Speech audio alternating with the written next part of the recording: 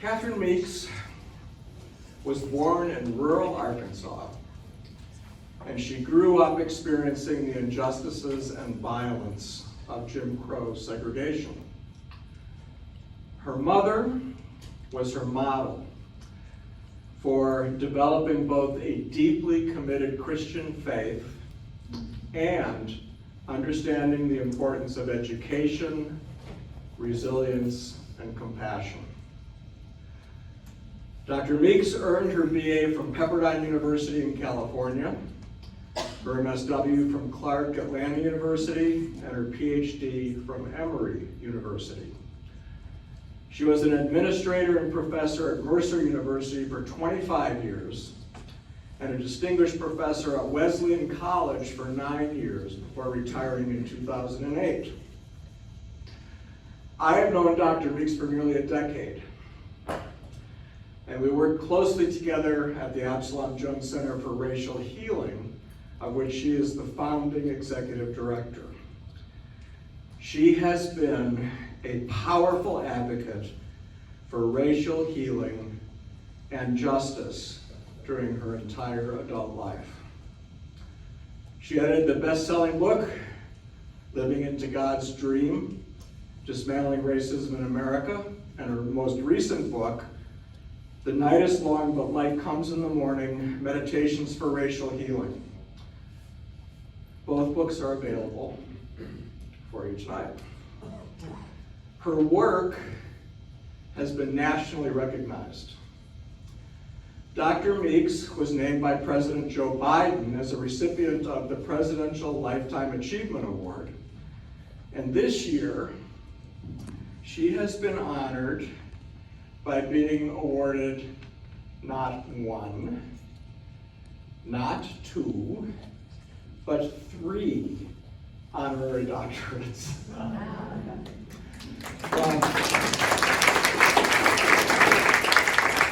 Redeemer Theological Seminary, the Seminary of the Southwest, and from the Berkeley Divinity School at Yale University. And like you, Catherine, I've spent much of my adult life around academia, but I can say you're the first person I've ever known to whom I have to refer to as Doctor. And I'm happy to do it. In recent years, Dr. Meeks has developed a national and even international platform for serious discussion challenging racial injustice. She consistently demonstrates great courage in speaking the truth in love, even in the face of resistance and opposition.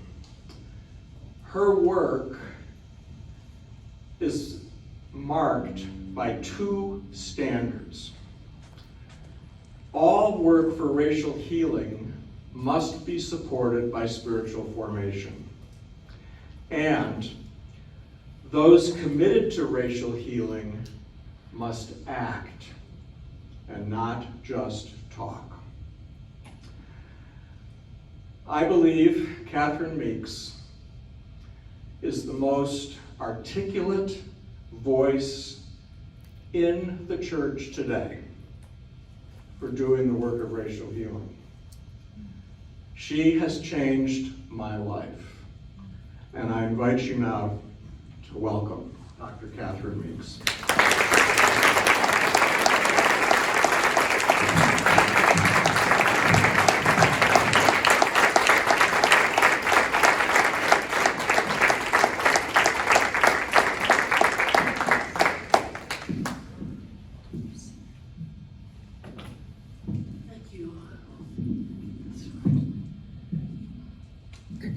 Can you hear me in the back okay? Yes. All right, good. Thank you, Ken. That's very kind of you. It is humbling to have somebody say that you have changed their life, because it is difficult to do anything to even change your own life.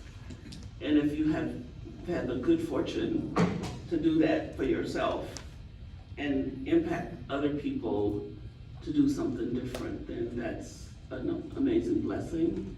and gift, and an amazing invitation to keep going deeper in your own self and becoming more of who God put us on the earth to be.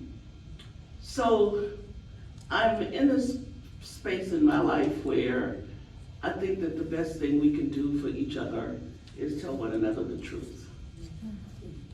And we have to get off of our ego horses and our commitments to anything except telling the truth. Telling the truth about how we feel, telling the truth about where we are, telling the truth about what we're afraid of, telling the truth about what we care about. We just have to tell each other the truth. And if there's any place where there's a chance that we might do that, it seems to me it should be in communities of faith. Because we're supposed to be committed to something beyond power and ego status. So I kind of have committed myself to thinking that if I can just be able every day to tell the truth, to not talk about things I don't really believe, and not ask anybody to do anything I'm not willing to do myself. It's simple. So you just learn how to keep your mouth shut. You know, I was reading in the Book of Wisdom the other day, and it talked about useless murmurings. And I thought, is that a term for us?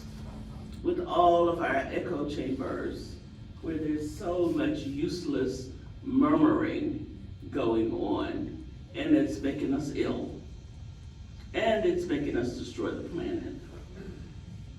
So I have this sense that sustainability for the planet depends upon all of us trying to do the best we can to be well and to tell the truth. Just look at the way the natural forces are behaving, things that we can do nothing about, but they reflect so much of the way in which we act with each other. The thing that we can do something about.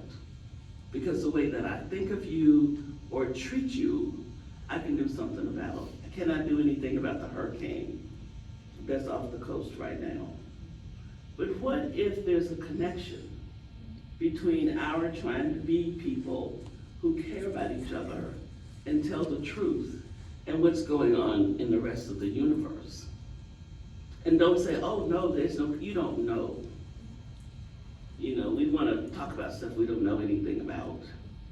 And since you don't know, it would be good to take a chance on maybe it could be. And it might be a way that we could help heal. During COVID, a lot of natural things got some better because we all had ourselves in the house and we were pretty much concerned about this thing out here that we didn't know. We were all scared and we were hunkered down, and you know, you could see the sky again because we quit having 10 gazillion cars on the road, and there's a lot of stuff happened naturally on our planet that might have been a clue for some of what we need to be thinking about. So I speak to a lot of people, and I speak to white people who think race doesn't have anything to do with them. And I think that race and racial healing has everything to do with overall healing, and overall individual healing has everything to do with creating a sustainable earth. So if you never see a person of color, racial healing is important and has something to do with you. I've been in audiences where people come up to me afterwards and say, well, we don't have any people of color here, so we don't know how we can do this. And I'm just, like, oh, Lord. Do I have to have this conversation one more time? It's about all of us. We're all in the same boat. I thought I'd read a little bit from The Night is Long, but Light Comes in the Morning, and then talk a little bit, and then let you share questions and comments, and then I will sign books if you have books afterwards. I'll be glad to do that. I don't know about you, But it's a time of, for me, of great weariness. I have been doing this work for the last 50 years, and I'm gonna do it till I die. That's the commitment, till I die. Hopefully, sometime in the next millennials, some of this stuff will get resolved, but it won't be in my lifetime, and I know that. But you know, when I think about the legacy that I have been given, I know that weariness is just something to acknowledge, and you sit down a minute until you catch your breath, and then you go to work. So I'm just saying the weariness is there, so it's not a walk in the park. You know, people think it's great to be writing books and running out making speeches. There are other things I'd rather do, like make greeting cards and candles, and mix essential oils, and play with watercolors. I got a long list that's got nothing to do with making speeches or writing books. But until we do better, it pays me to keep on using the voice that God has allowed me to have, and I will be faithful and focused and vigilant to do the best I can with that. The house is on fire, and it's time to stop standing around debating which fire extinguisher is best. It's time to pick up one and begin working to put the blaze out before the house burns to the ground. This book of meditations on racial healing offers one such tool. We have arrived at the place in our shared journey where we are allowing conspiracy theories, distortions of history, fear, and outright lies about race and many other cultural challenges to determine the quality of our lives together. These are damaging and will continue to fuel the fire until we choose to stop it. Though issues surrounding race have existed since America's founding, and the inability of some to see all of God's children as equal has permeated history all over the world, we seem to have found ourselves in a defining moment in the long journey, and it's up to us how we intend to embrace it. We can stop for a moment and reimagine the way ahead, or we can choose to continue as we have been. When we decide to make true progress, we'll need to re-examine many of our narratives and seek to find deeper clarity within ourselves as participants in shaping the future. This book is meant to help facilitate that work. These meditations offer a wide range of possibilities for the reader. Some of them will be comforting, and some of them will be unsettling. They will help seekers find many different opportunities to reflect deeply about their own journey. They will challenge readers to interrogate their own perspectives, to listen more carefully to what others are saying, and to be better at discerning their path forward. These meditations will challenge readers to ask and answer this very essential question: do you really want to be well? Do you really want to be well? This foundational question lies at the root of all the work that needs to be done to repair our relationships and our nation. All of us will need to discover how to answer it honestly. When we do that, our answer will help us to know how to go forward, or to know if we really intend to go forward. This book will help you to find your answer and to imagine your way forward as you grapple with our collective future.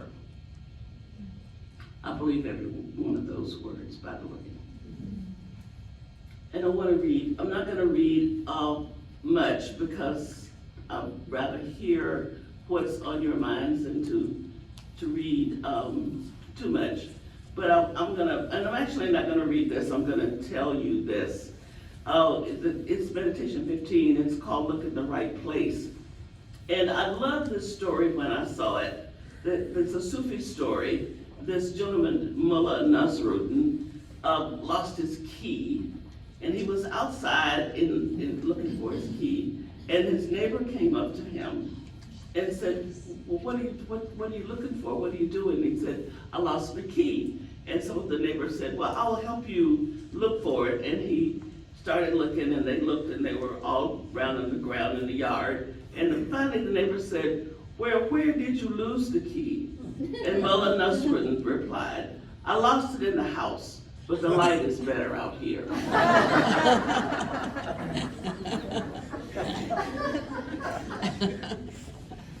Yes, the light is better out here, and the dark places are where many of the answers lie. In order to find the path we need to travel to get to the truth for ourselves, we must be willing to seek the truth in the places where we're likely to find it, rather than in the places that suit us. Of course, there can be a few rare times when the answers are where we expected to find them, but most of the time, we will be surprised by the places where the answers are hidden. The search for interpersonal truth demands attention. It is important to make sure that what you are seeking is actually the truth, and not validation for a set of behaviors that need to be left behind. For instance, if you invite people in your church or social community to help in the search, make sure to choose people who are likely to be honest and won't simply verify the status quo. This search for the truth will not be pleasing to the ego, which is invested in holding on to things as they are, and it will find as many ways as possible to subvert the process. One of the ways that this process can be derailed is by looking for quick fixes that might work for others but are far from being the correct path for you. There is no one-size-fits-all pattern that can be followed as you seek to discover the way forward to racial healing, both for yourself and for others. Rather, pay attention to where your energy leads you. When George Floyd was killed, I can't tell you how many emails and phone calls I got from white people asking me, what can I do? What can I do? And I kept saying, I don't know. It's like sitting in your kitchen in front of your refrigerator and calling me up to ask me, what do you want for dinner? I don't know what you want to eat.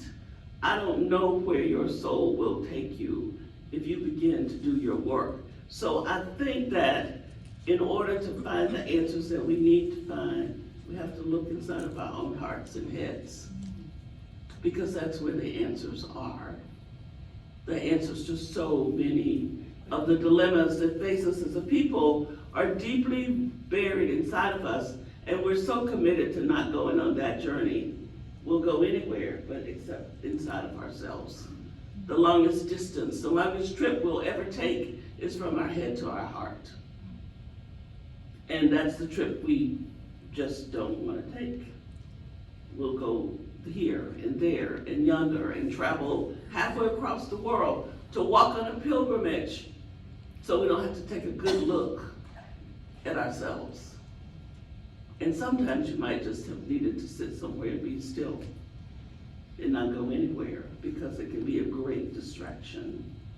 I want to read the chapter a little bit from the essay that's called Looking for More Than an Ally, because this meditation has, I've been told from people around the country, it's been one of the most powerful meditations that they've seen, and it's one of the most powerful ones in the book, particularly for white people who have thought that to say I'm an ally is such a wonderful thing. And the book, the chapter is, I'm going to read a little bit and then I'll talk about it. Ponder this. If you were dying, who would you prefer to be accompanying you on the journey? An ally or a fellow pilgrim? A fellow pilgrim is one who holds you in their heart and shares your pain and joy to the very best of their ability, no matter what it requires. This person is willing to walk in your shoes in order to understand how you see the world. The fellow pilgrim's commitment is to hold to the difficult, regardless of what it costs to do so. There is no thought of abandoning the relationship because it is clearly a connection at the soul level, and it will not be broken by external circumstances that might cause inconvenience. The ally is quite a bit different. Allies have decided to unite with those in some type of struggle, and they have a variety of reasons for doing so. They will be present to the particular portion of the struggle that called them into it. There may not be a soul-deep commitment that's grounded in true empathy. That empathy and commitment are essential to help create a space for sustainable racial healing. While it's difficult to know or judge the exact process a person follows to arrive at a particular place in their life, clearly the process of deciding to be an ally is vastly different from that of deciding to be a fellow pilgrim. In my experience, it has seemed that becoming an ally is more grounded in the energy of transaction than transformation. But pilgrims take that next step. White people who have come to realize that racism has injured not only Black and brown people, but themselves as well, are becoming aware of their personal need for healing. In these cases, the active pursuit of a deep consciousness can spark an awareness that the work is not simply about standing with the person of color in a protest or an effort to achieve a particular justice-making goal, but also about getting well themselves. The profound understanding of shared sickness when it comes to racism is the first step in the process of becoming a fellow pilgrim. We are all injured by racism. The great pilgrim Howard Thurman declared that when we are given to others, it is important to understand that we're working to get ourselves out of prison. But it is difficult to come to that understanding if we have not yet realized that we are no better off than those to whom we offer our assistance. Even though we may have a few more economic resources, we share being impoverished in all of the other ways that human beings can be impoverished. As we embrace that reality, we can begin a journey toward liberation and healing, because giving generously requires being willing to move out of our comfort zone and try to respond to the real needs of the ones receiving our gifts. When it comes to racism, too many whites find it difficult to see how racism has injured them. Their involvement in racial healing work is purely out-directed, focused on people of color who are deemed to be the only victims of this horrid system.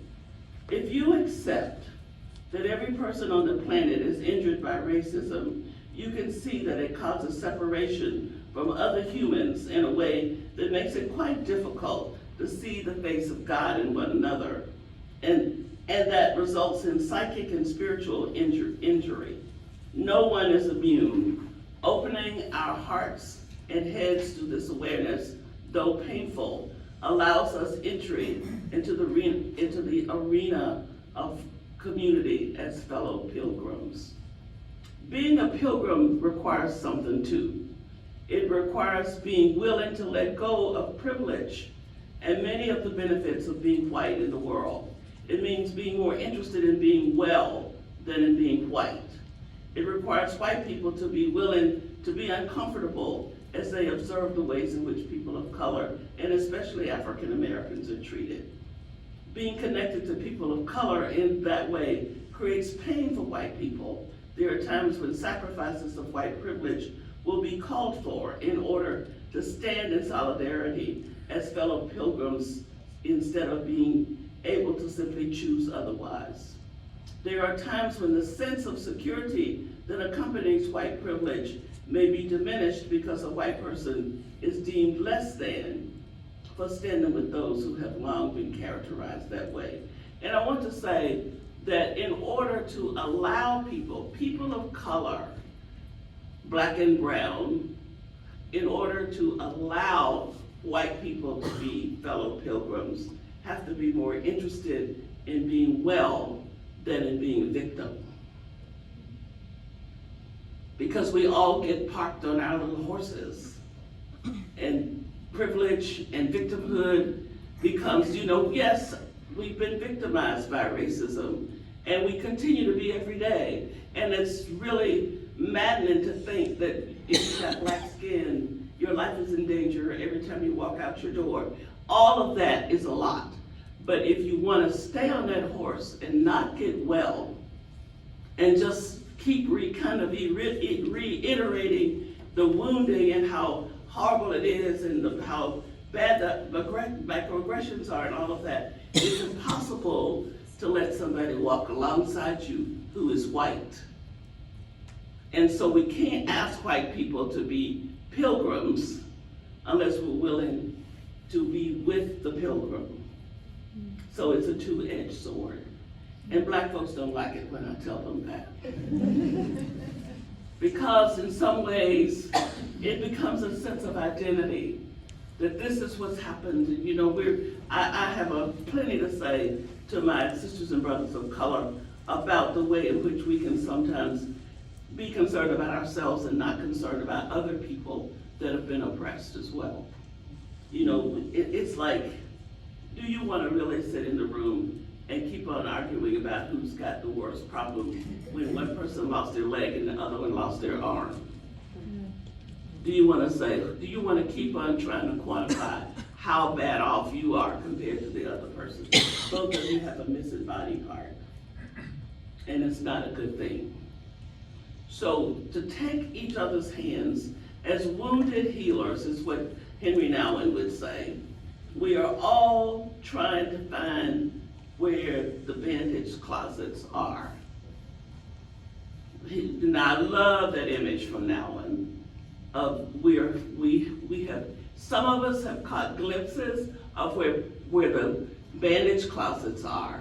And so we declare the great news, come with me, I will show you where the bandage closet is. And then we can go together to look for more bandages as pilgrims on a journey trying to be well. A completely different way to be in the world than I'm together and I've got something to give to you. I will take a few minutes to get off of my throne and help you get a little bit of enlightenment. No, that's not what it is at all. It's we're all in it together. And some days we do better than others. And we hold each other's hands and we forgive each other and we make messes and we say, but you're human and I know you're trying, your heart's in the right place. I'm giving you the benefit of the doubt, the same way as you give me the benefit of the doubt. Because some days I'm not gonna like you. And some days you're not gonna like me. But there is a connection that's grounded in we're on this journey together and we're committed to each other. We cannot do that if we're gonna keep standing on our sides of the road declaring ourselves as better than. We are not better. Nobody's better than anybody else. I just think that this notion of hierarchy of human value is a concept that if somebody could just take it and erase it from everybody's consciousness, it would help us a lot. Because then we get over thinking I'm better because I look this way, and I'm better because I live in that part of town. We're not. It's illusion. It's a huge illusion. Because you see, if the tornado comes, it doesn't stand on the edge of town and say, let me see now, which folks do I want to blow away? It just blows. It just takes what's in front of it. It does not try to discern better or worse. It's just doing what it does. We're the ones that got all the categories and we're gonna act this way, but my son says to me all the time, Mama, the day is gonna come, but we're gonna be a little too busy trying to figure out how to survive to be worried about who looks like what. Because the universe, the earth is sick of us. And our just doing what we want to it and disrespecting it and disregarding it. And look at the erratic weather and all of the stuff that's happening, and we just some people just say it's not happening and that's good enough for them. You keep sticking your head in the sand, the wind can blow you away with your head in the sand. And may leave your head there, I don't know, but it might take it with you. So, the last meditation I want to highlight for a minute, because I'm so tired of this very tired, useless conversation that we have going on about love. I just can't stand it when somebody says to me, well, all we have to do is love each other. I don't know what in the world that even means.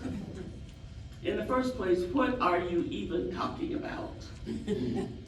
You mean to come to the beloved community potluck? And we can say we love each other because we gathered around something we call beloved community. We love to do that in the church, don't we? And we are neither beloved nor community, and we don't love each other. We have some gravitations toward one another, some projections that are so layered so thinly until it doesn't even take a good shower to wash them away. So I want to talk about 1 Corinthians love.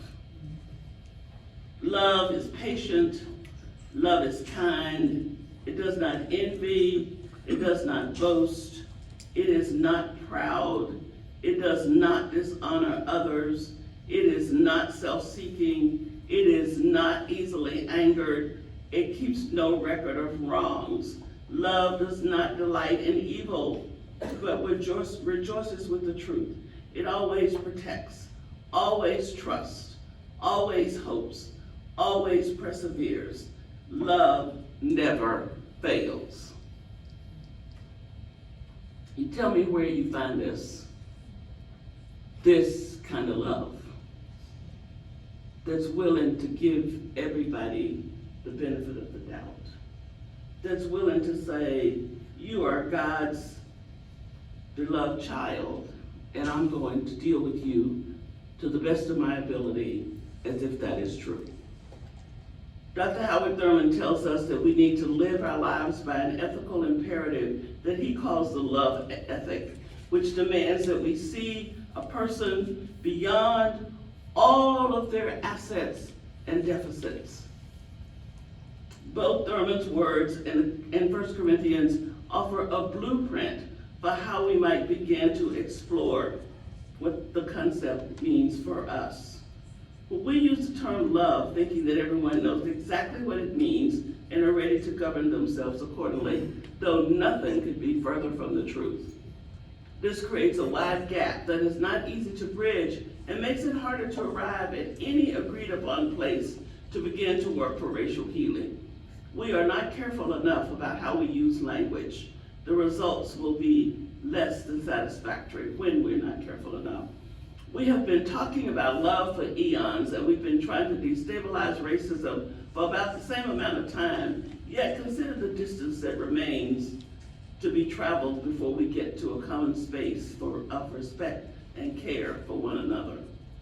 The 1 Corinthians passage offers an amazingly beautiful and concrete summary of what love embodies. Along with that, it asks the reader to think seriously about whether that is what we actually desire. When we bring racism to the table in an effort to undo it, are we truly interested in love having anything to do with it? If so, what will our action be? Those who say that to fix racism, we just have to love one another, are asked by this passage to think about what that means. How do we imagine love when it comes to this? The people that have said the loudest that all we have to do is love one another are also people who are quick to say, I don't see color. And that's the first statement that you don't have a clue what love is. Because if you love somebody, you see them. And I don't think you can look at me and not know that I'm not white. Yep. I don't think you can look at me and think I'm blue. I think you look at me and I'm brown. And if you can see, that's what you see. And so we gotta be really careful about this, because it's this kind of, well, we just want, if you just act right, if you just be a little bit more like white folks, then, we can get along here. We can all get together and have a picnic, and we can say all the right things, and we can be careful, and that's not gonna get it. You gotta look at me and see that I am a black woman with 2 sons that I worry about on a very deep existential level every minute of every day. And if you wanna walk alongside me, you get to share in that pain. That's love. The love that one of my children's godmother, who's white, has when I call her up and talk about this, and we cry about it together. Literally, real tears. Neither of us can fix it, but it's a little better because we are in it together. That's love. You don't try to explain it. You don't try to say, well, you need to feel better. You want to feel better. I'm not going to feel any better, because at the end of the conversation, my kids are still black and we're still in America. But we can agree to live our lives to the best of our ability, to be as at peace as we can be, and to try to do the best we can to bring light, to allow light to shine through us on the earth, because we have faith. And because we want to be committed to each other, and we want to hold one another's hands, and we want to care about one another. It makes all the difference in the world.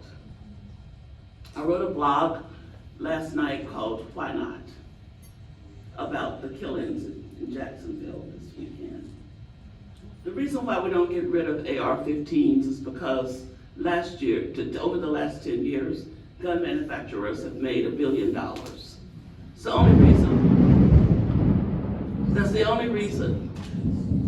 The only reason is because the manufacturer who made the AR-15 one of them made the guns that killed the children at Uvalde in 2019. They made $30 million, $40 million in 2021. Their income was $120 million. That's why we don't do it. So let's name that. And let's stand in solidarity to say human beings are more important than profit. And let's not get into some kind of stupid debate about, oh, well, you don't have a right to kill me so you can be rich. You don't have a right to kill little kids, to participate in helping to kill little kids so you can be richer. I don't care what color they are. And white kids are being killed too, so in this case, they're just as, they can be sacrificed just as much as black and brown and poor kids. But all of this ends up to mean that we don't care about the right things. And we have to, each of us in this room has to be careful how we support the mentality of not caring about the right things. And I'm not going to try to sit here and tell you all of the right things to care about. The most important right thing to care about is, do you want to be well? And then to look at what it takes to get there. You cannot be racist and sexist and homophobic and not care about poor people and be a well person. You can't. You can tell yourself anything you want to, but if you divide yourself up that way against God's people, you are not well. You might live and die as a millionaire and look successful. You did not manage to get the total message of being the human being God meant for you to be when you got sent here. Because God did not mean for us to walk around setting up folks into categories and deciding somebody is valuable because they went to school and because they did this. All of those are external things we made up. We made up every one of them. And I try to sit and imagine, what is it like to love somebody without thinking about what you're going to get back from them? What does that mean to love a person that has no chance of doing anything for you except it's a wonderful delight to love them? What does that mean? It's like you love your little kid, you know.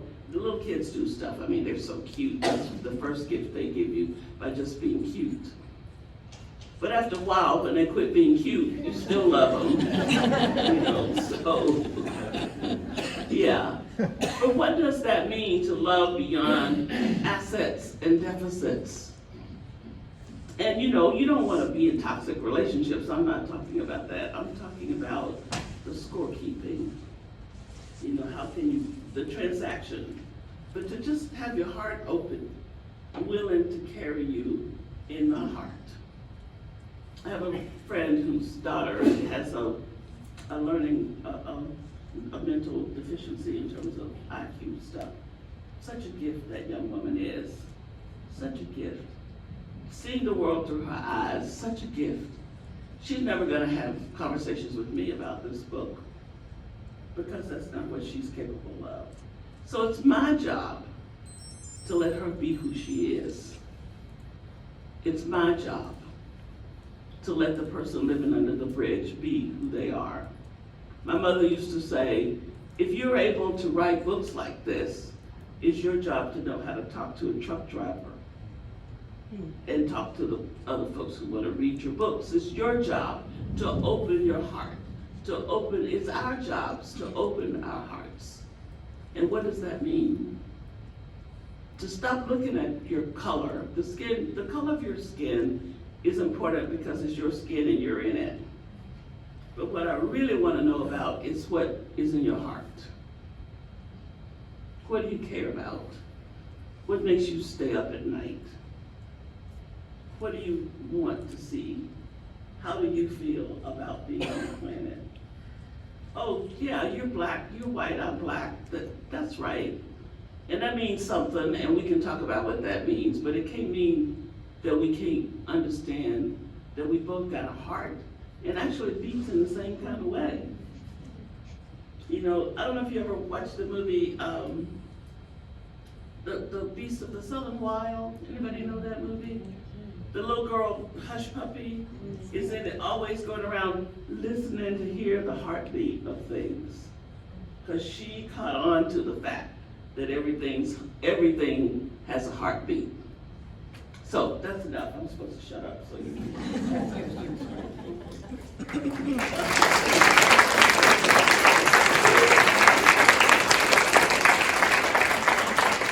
We do have a microphone set up back here, and what's helpful about that is everybody can hear a question, and then hear Catherine's answer. Who's also going to have that. So if you have questions, if you're close, I'll repeat the question.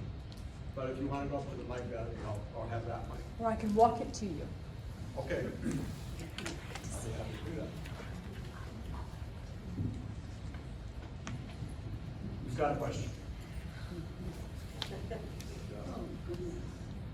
Okay, I'm gonna pick somebody.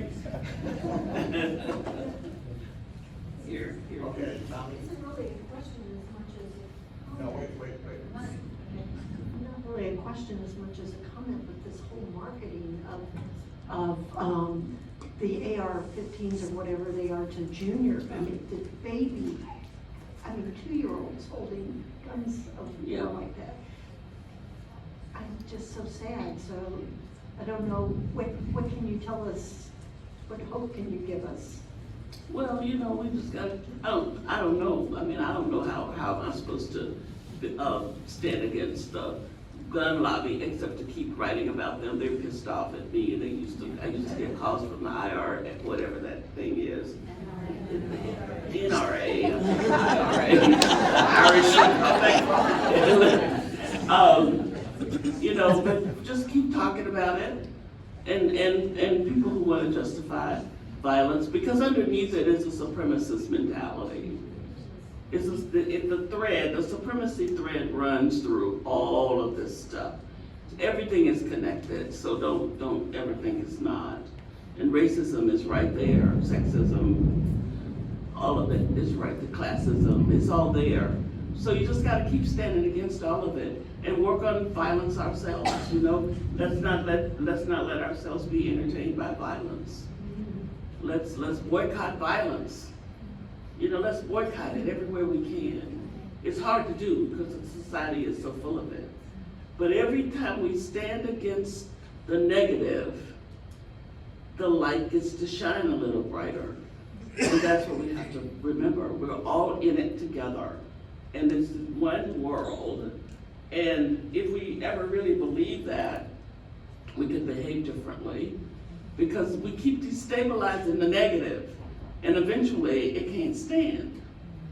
One of these days, we won't have this problem. We have got one of these days. But in today, what I can say is I'm standing in solidarity against this. I named the shooter in my blog because he is God's son too. So that's standing against, which usually we want to act like the shooter is somebody that's not a human being. It is a human being gone very wrong. And if you're gonna hate that person, then you have just become that person. So, you know, it's complicated.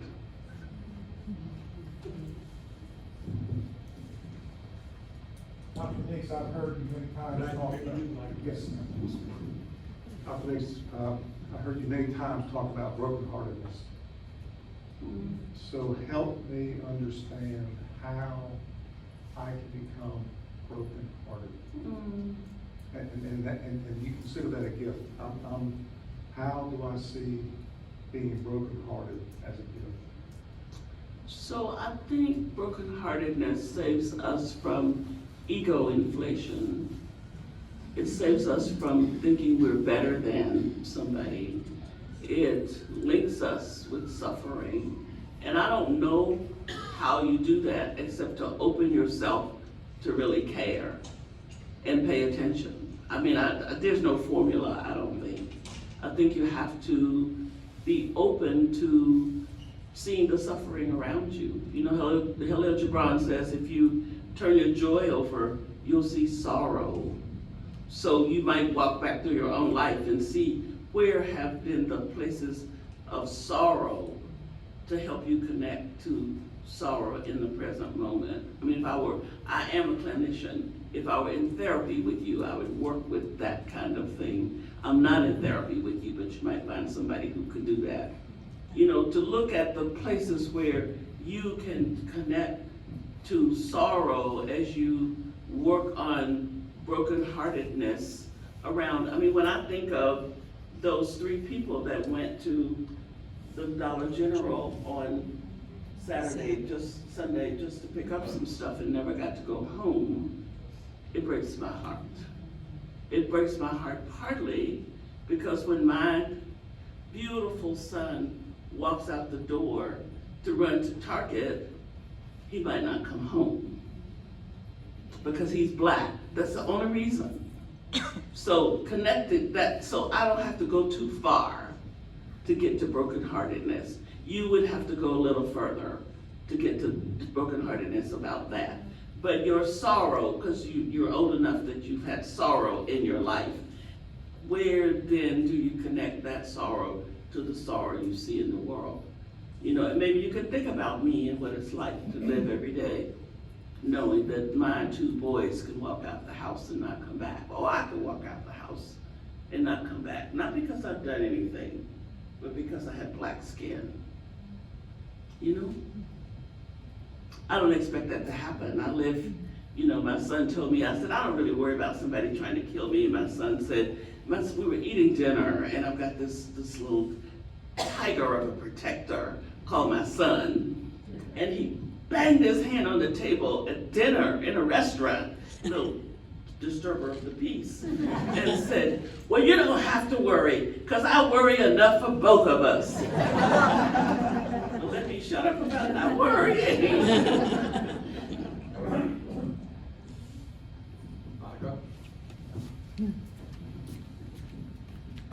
Catherine, you and I have had the great gift of being together in church, and I know you speak in so many churches. I'm so grateful. I imagine sometimes you're a good, faithful Episcopalian. You get to sit in church and listen. Yeah. And we've got a fair few clergy here, I've noticed, and also some educators and whatnot. I'm wondering, when you're sitting in the pews, what you wish the leaders were talking about.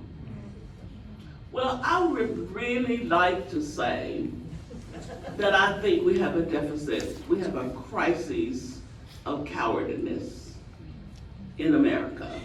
In our churches, in our schools, in our political scene, there's too much trying to hedge our bets and make sure we don't upset the apple cart too hard and that we don't get thrown out of the boat or whatever. And I wish that people would be more courageous. I just wish, that we would have a commitment that says, I'm telling the truth here. And people don't have to like it. Now, I want to be careful because I'm not a clergy person and I'm not trying to get people fired. So you have to decide how far you want to go with that, because you've got to be ready for people to say that they quit giving their money. That's the first thing folks can do. That's why I was never wanting to be a clergy person, because I knew I would last not very long, because I wasn't going to quit talking and folks I'd starve or something.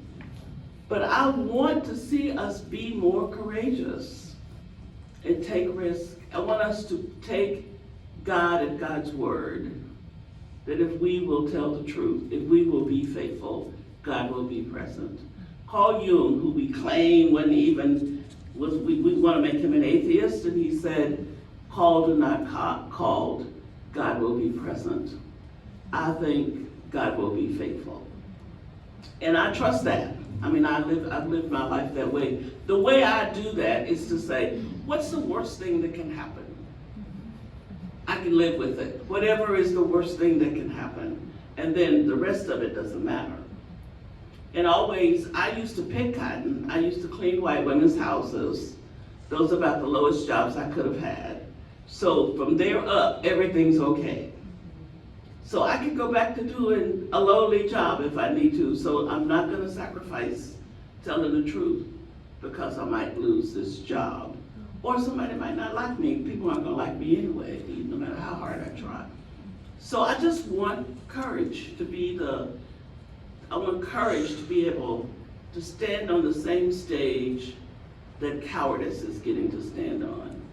And I want to see courage and cowardice have to engage one another, I think.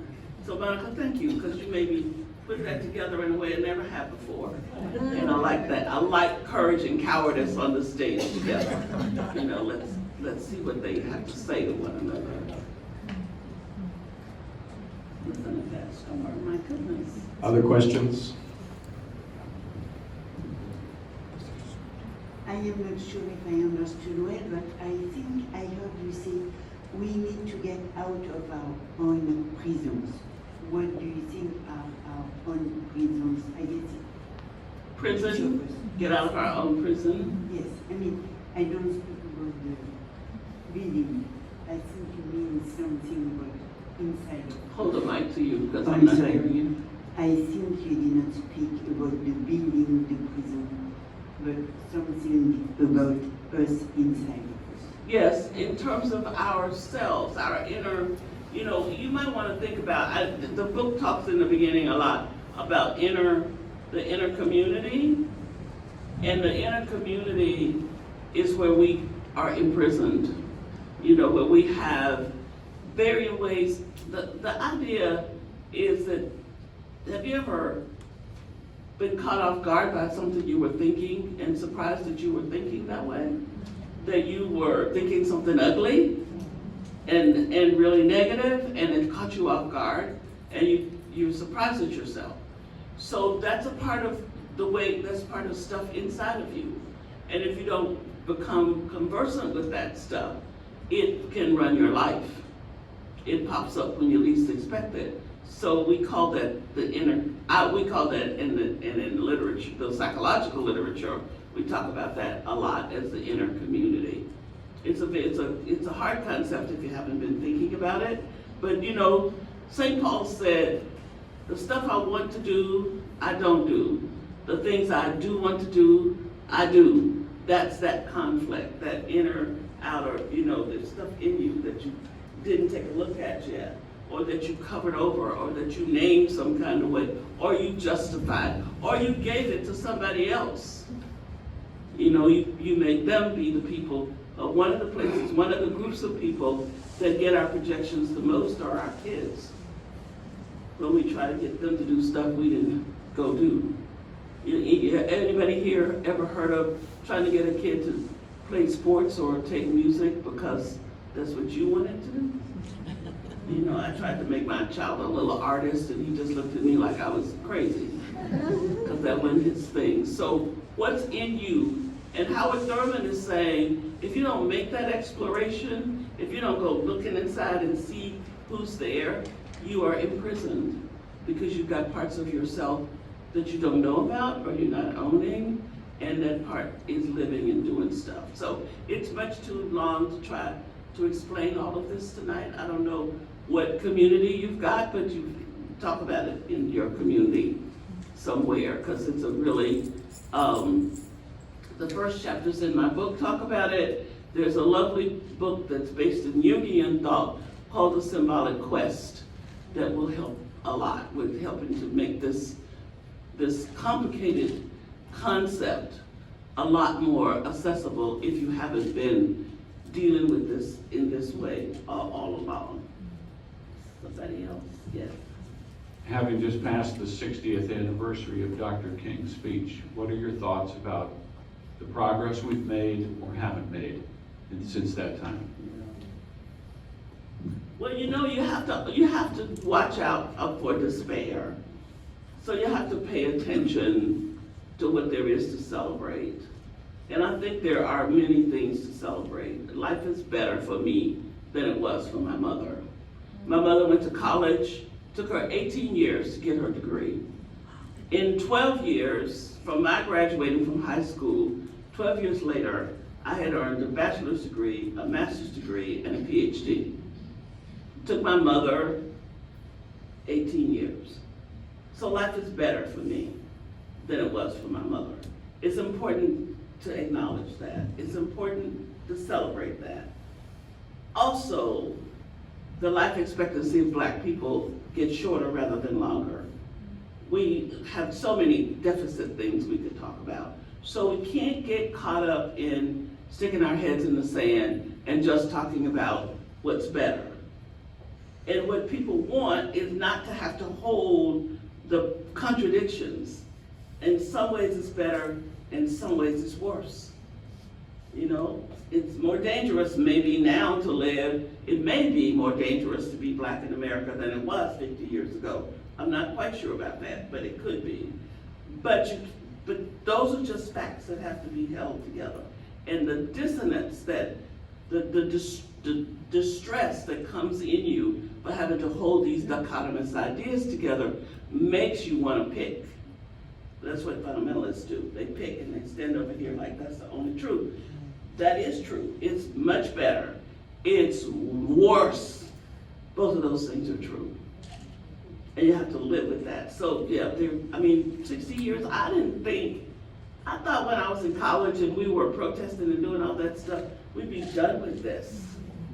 I was 18 years old. I thought we were gonna fix the world by the time I got out of graduate school, and I'd be ready to go do whatever it is I wanna do. Well, you know what? I was wrong. But holding that, I either can hold it and live still in faith and hope, or I can become cynical and get into despair and become part of the problem.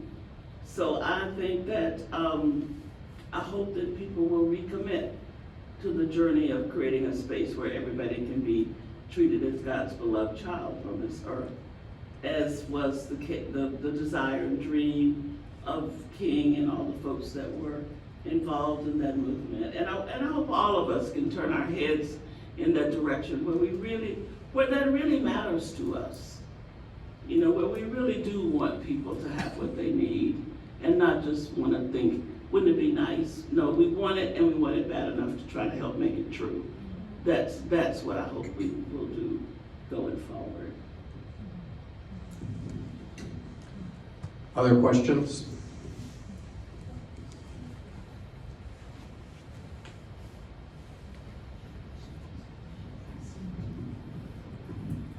I feel like in today's world, everything in our country is so divided. You know, it's Republican and Democrat, and it's us and them, and there's so much of that mentality. And it's like you said, we're all God's children. And so what's your advice on how to engage? You know, if it's, sometimes I find myself in situations where I feel called to say something, say, hold on, I don't agree with that or whatever.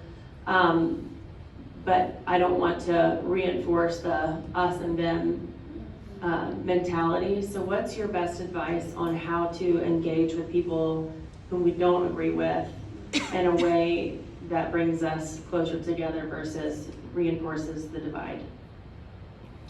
I think for one thing, you have to pick your battles. There's some hills you're willing to die on some days, and there's some days you're not. And you have to stay knowing that. You also have to turn off the television, because the 24-hour echo chamber, whether it's progressive or conservative, will make you think that the whole world is that way. It's not so. There are lots of really good folks that want the world to be better. Look for them, find them, be with them, engage with them, and don't let the echo chamber affect you too much. And in the circles where you are, tell your truth. You know, if somebody is ranting and carrying on and being racist or something, tell them you don't find the world to be that way. You don't have to argue. You can simply just say what you have to say. Sometimes it's better to not say a word. That's a louder message than anything your mouth would ever say. And all of those are possibilities, and you will have to know which time your heart calls you to do whichever one of them. You know that thing about preaching, and sometimes when you have to use words, but most of the time it's a better sermon if you can do it without words. So, I think people will come to see who you are, and it will begin to communicate that you're not the right person for that conversation, so, and then there are times when you just let it go, it's just let it go. I mean, I just think that you don't go through the world looking to pick a fight, but if the fight comes and stands in front of you, I was looking at the preview to the Absalom Jones story, who was the preacher that came to the church after Dr. King or before Dr. King, maybe, in Birmingham. And he said, my father used to say, if you find a fight, join it. Well, I don't know that you necessarily have to join every fight you find. I think you might say, do I really, I'm called into this fight? Okay, let me go. But if you're not, you got a different fight, because you can be sure you'll get one. So. We want to honor our time commitment. And Dr. Meeks will be here to sign books back there at the table. But Catherine, God bless you, and thank you so much for your wisdom and your privilege.